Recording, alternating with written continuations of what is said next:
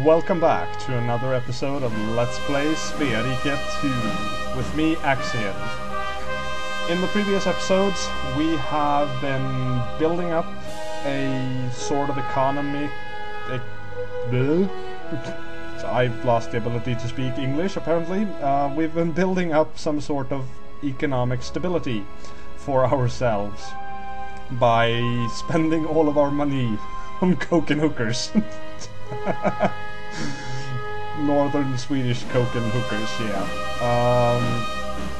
Excuse me. I did not fix the volume before I started recording this, so I'm fixing it now. I've noticed it doesn't come out as loud in the videos, but it hurts my ears. That's how loud it is for me, yeah. We have Lapland here. We have also purchased Västerbotten over here, which we will start developing next turn. I hope I remember this game correctly, that I don't go into war when I hit the end turn button, because that would be bad. And I would basically lose Lapland over that. So yeah. War is on the horizon.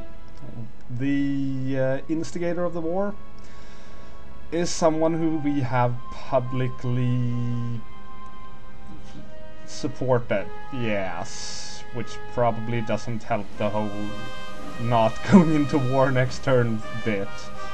But this is what we look like right now. The year is 1486.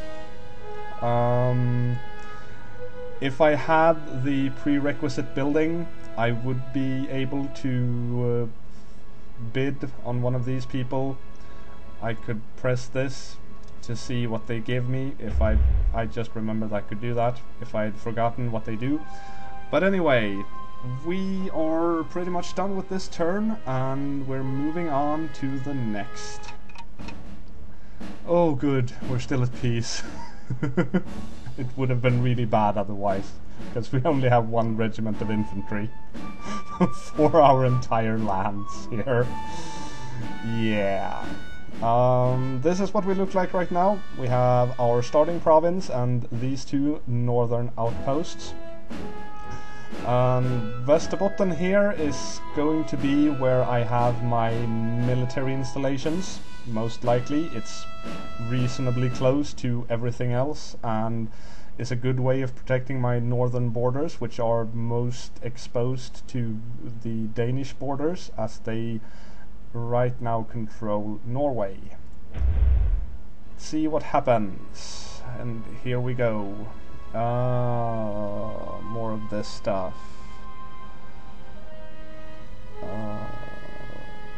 The matter of who owns Gotland, which is an island. It's a Swedish island just off the coast.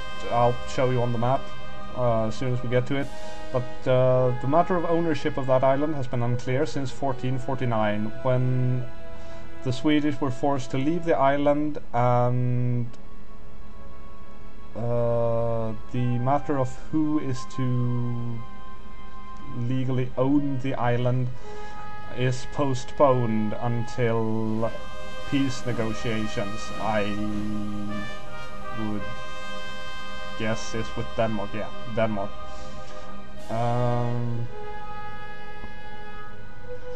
And at each peace negotiation the matter is further postponed. In the summer of 1487, Sten Sture intends to take Gotland into possession on Swedish account, but before he is able to reach the island with his fleet, a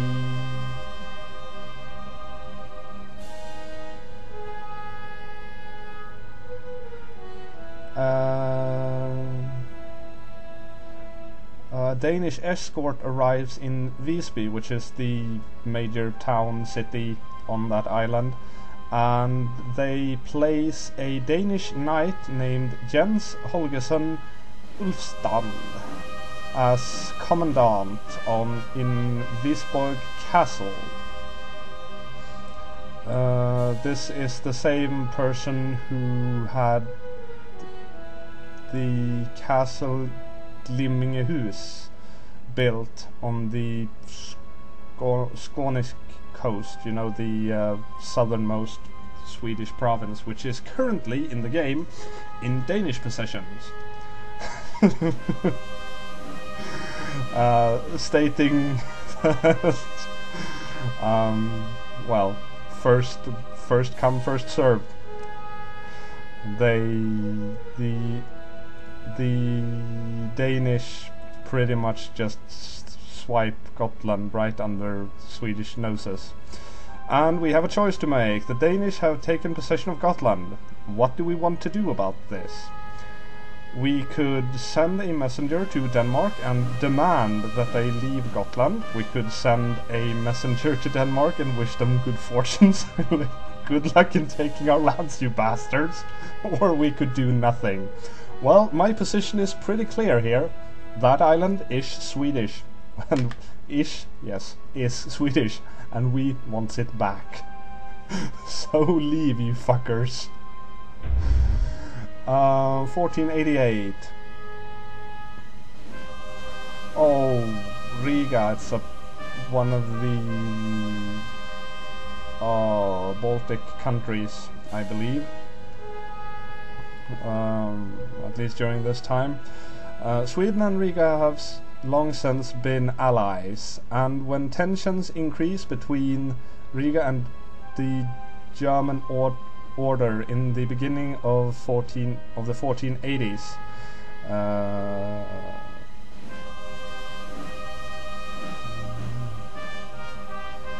Sweden takes its stance alongside the Baltic countries and sends over a large expedition of soldiers led by Erik Nilsson Gyllenstierna.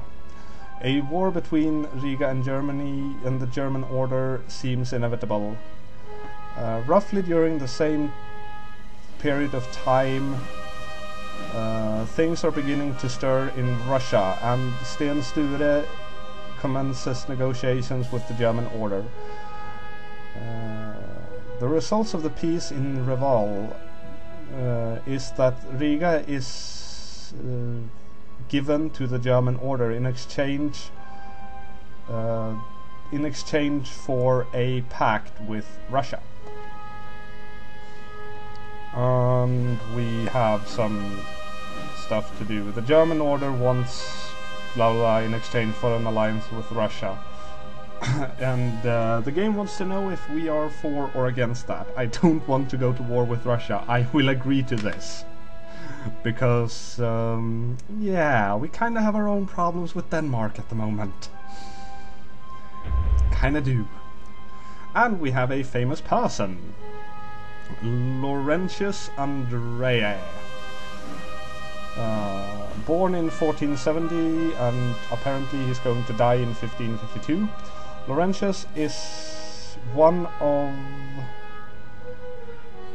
the predecessors of the Swedish reform, and he is the person in charge of translating the Bible to Swedish. The first Bible translated into Swedish, called Gustav Vasa's Bible. He has great influence over Gustav Vasa's politics and is appointed bishop in Strängnäs, a Swedish settlement place. He is an old friend of Olenius Petri, and they are both eager to now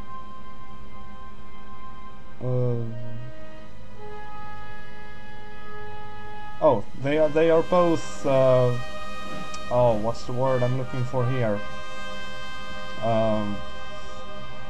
Zealous advocates of the teachings of Martin Luther. They protest against Gustav Vasa's claim to total power over the church, and condemned to death by the king in 1540. Both are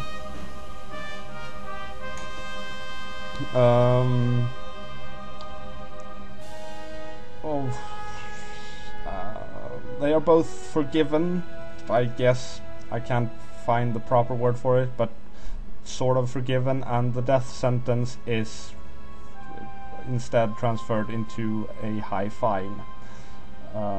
So they just have to pay a sum of money. And if we keep him in our service until he retires from service, we will gain 3 renown points and 300 silver. Could be worthwhile. Could be. And here we go. We have had another 5 years of peace, and we have that person ready to be hired. Nothing has happened as to overseas trade. Development, we purchased Västerbotten.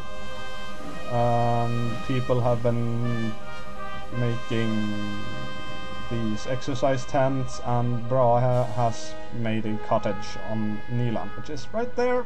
That's Gotland, by the way. Right there, that little island down here. And history. We protest against the Danish actions, which worsens our relationship with Denmark. Yeah, Denmark's actions are... the Swedish noblemen really disapprove of Denmark's action, and there's a great chance of war. And...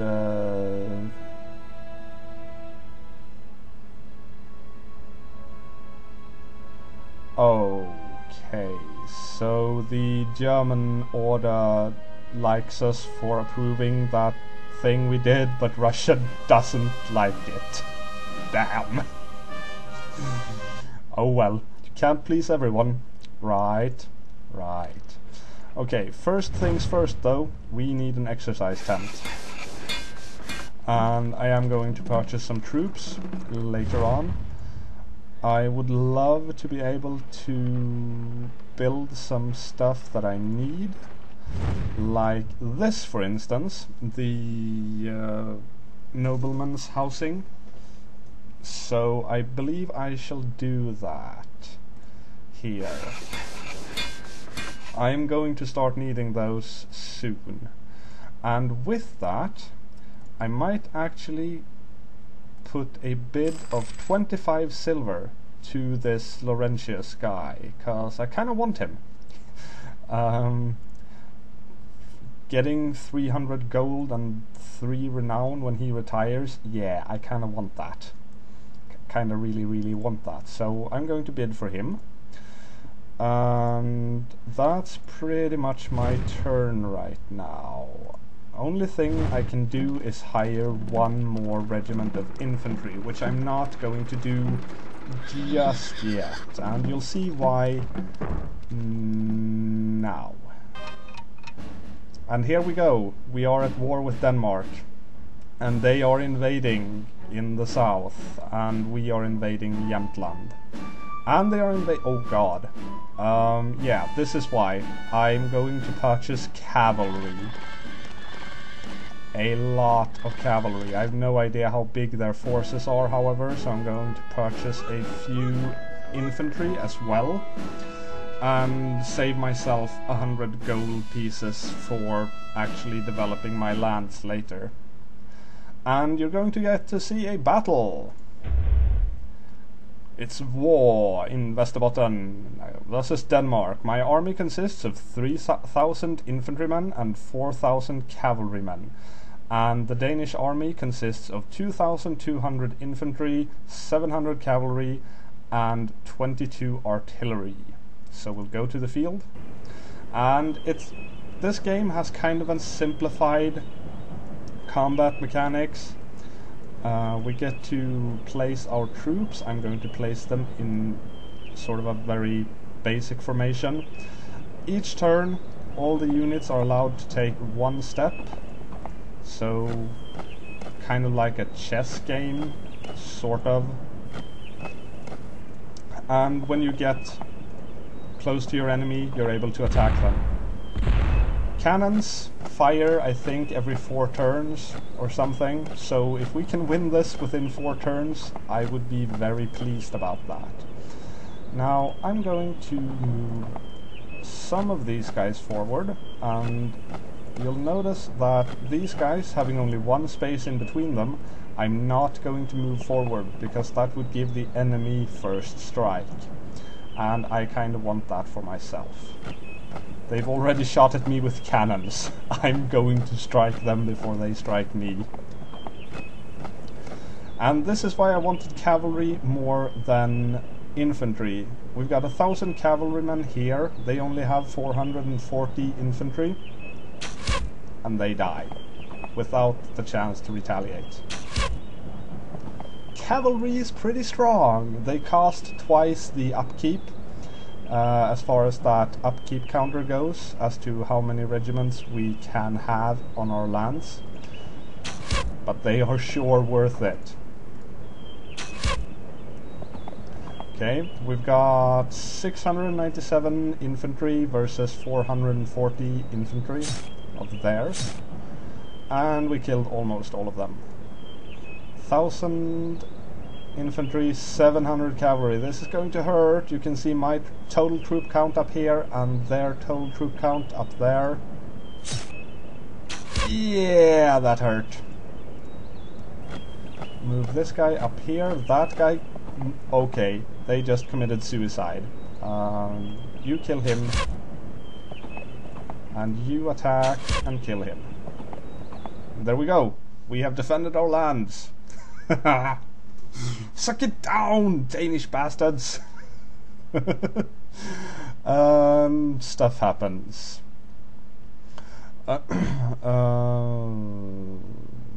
Since the peace in Göteborg something in 1323, there is peace between Sweden and Russia, despite constant minor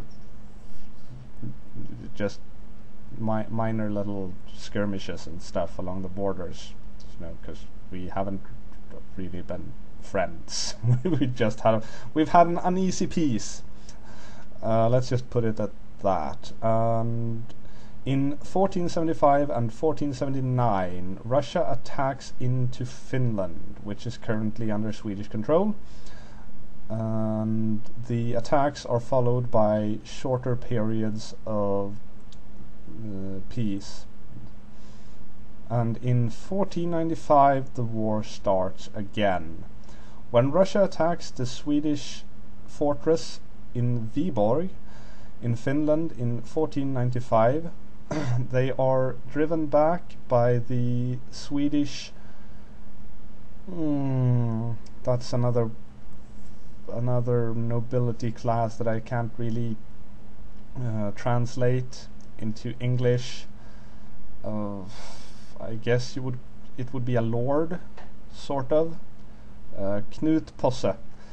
According to legend, it went like this. Posse intentionally allowed the Russians to conquer one of the castle's towers. And as soon as enough Russians had made their way inside, he blows up the tower with the Russians and everything inside. It's called the Viborg Bang. But is nothing... Whoa, that scrolled way more than I thought it would. Damn, that's a lot of text. Where was I? There somewhere. But it's not decisive for the war.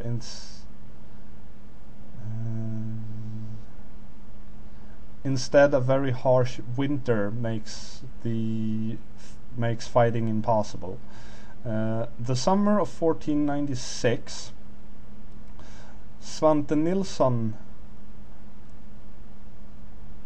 manages to defeat a large Russian army at Ivangorod. Sten Sture begins to consider peace. The latest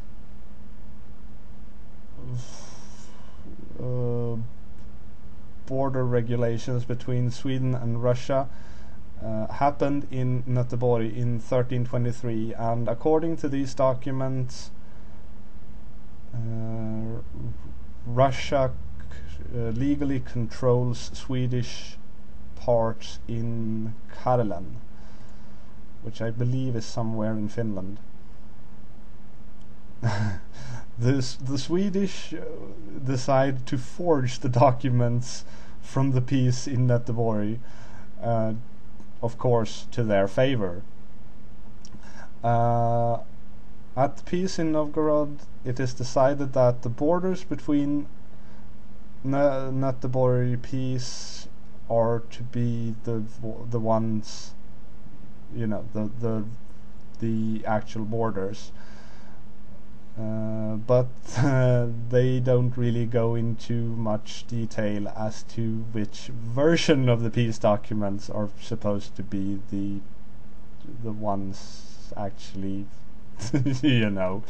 And the question of where the borders actually go between Sweden and Russia are still kind of hazy. Sten Sture does want a lasting peace with Russia, and the game wants us to know how we want to go about this. Now, we could agree to peace with the current borders. We could agree to peace, but be a little bit shady about where the borders actually are. Or we could continue the war, which I say fuck off to that idea. We've got Denmark to deal with right now. I think I want to actually be sort of... yeah, I'll just keep the current borders. I'll be straight with the Russians. I don't want war right now, really don't. And on diplomacy front, Denmark and Sweden are still at war. We have captured something of theirs, and they have captured something of ours. So, 2 for 2? No, 2 for 1. Oh, we've captured down there too. We've captured 3 of their provinces, and they have captured 1 of ours. See, this is what's good about this game, is I don't have to deal with all of Sweden, since we have other families that are also doing their part to do stuff around here. Denmark won a battle against Sture down here, Småland. Grip won a battle against Denmark in Södermanland, up here. I won the battle up here, as you saw. Tot has won 2 battles, on Gotland, which he defended, and Jämtland, which he captured. I want it. Give it to me. But I can't. Since he captured it, he doesn't have to buy it. It's his. Brahe has won a battle against Denmark in Sjælland, down here, and Grip has won in here, capturing that. But I believe he moved his forces from here, so he sacrificed that province for that one. No new personalities to be done, no overseas trading, development.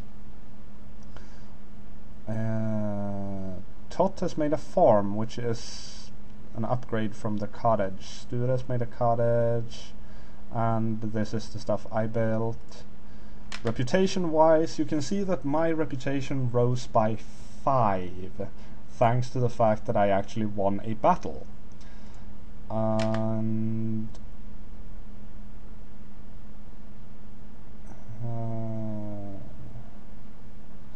okay, my wish for peace with Russia has improved relations, so we are 50-50, I guess, since I decreased them before and now they're increased again, and no man's land now belongs to Russia. And here we are.